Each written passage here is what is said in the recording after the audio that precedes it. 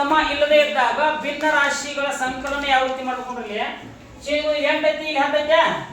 ಛೇದಗಳು ಸಮ ಇಲ್ಲ. ಛೇದಗಳು ಸಮ ಇಲ್ಲಪ್ಪ ಅಂತಂದ್ರ ನಾವ್ ಏನ್ ಮಾಡ್ಕೋಬೇಕು ಅಂತಂದ್ರ 8 ಮತ್ತು 10ರ ಲಸ ತಗೋಬೇಕಾ?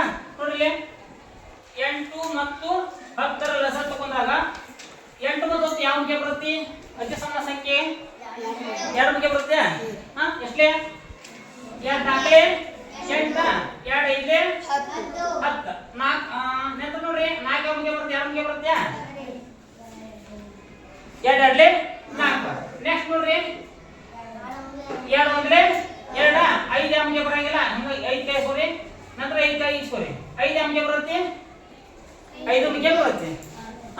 ನೆಕ್ಸ್ಟ್ ನೋಡ್ರಿ ಇನ್ನೇನು ಮಾಡ್ಬೇಕಂದ್ರೆ ಇದನ್ನ ಇವು ನಾಲ್ಕು ಸಂಖ್ಯೆಗಳನ್ನು ಗುಣಿಸ್ಕೋಬೇಕು. ನೋಡ್ರಿ 2 ಗುಣಿಸು 2 ಗುಣಿಸು 2 ಗುಣಿಸು 5.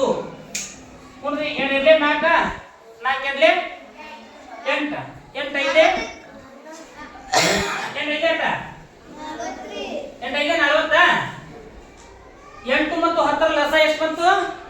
40. ಇನ್ನ 8ಕ್ಕ ಯಾವ ಸಂಖ್ಯೆಯಿಂದ ಗುಣಿಸಿದಾಗ 40 ಬರುತ್ತೆ ನೋಡ್ಕೋಬೇಕ. ನೋಡ್ರಿ ಎಷ್ಟೇ? 8 5 40. ನೆಕ್ಸ್ಟ್ 10ಕ್ಕೆ ಯಾವ ಸಂಖ್ಯೆಯಿಂದ ಗುಣಿಸಿದಾಗ 40 ಬರುತ್ತೆ ನೋಡ್ಕೋರಿ. 10 4 40. ಆಯ್ತಾ? ಛೇದ ಸಮಾಧಾನ.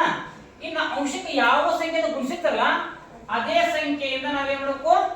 ಸಾರಿ, ಛೇದಕ್ಕೆ ಯಾವ ಸಂಖ್ಯೆಯಿಂದ ಗುಣಿಸಿರ್ತಲ್ಲ ಅದೇ ಸಂಖ್ಯೆಯಿಂದ ಅಂಶಕ್ಕೂ ಗುಣಿಸಬೇಕು.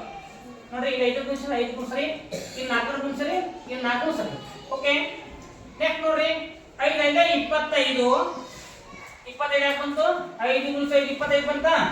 Divided by 8 5 40 plus 3 4 12 14 40. ಛೇದಗಳು ಸಮ ಬಂದು ಬಂತಲ್ಲ. ಇನ್ನೇನ್ ಮಾಡ್ರಿ?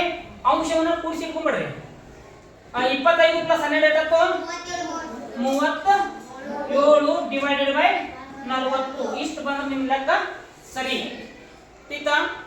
ಇದು ಛೇದಗಳು ಸಮ ಇಲ್ಲದೆ ಇದ್ದಾಗ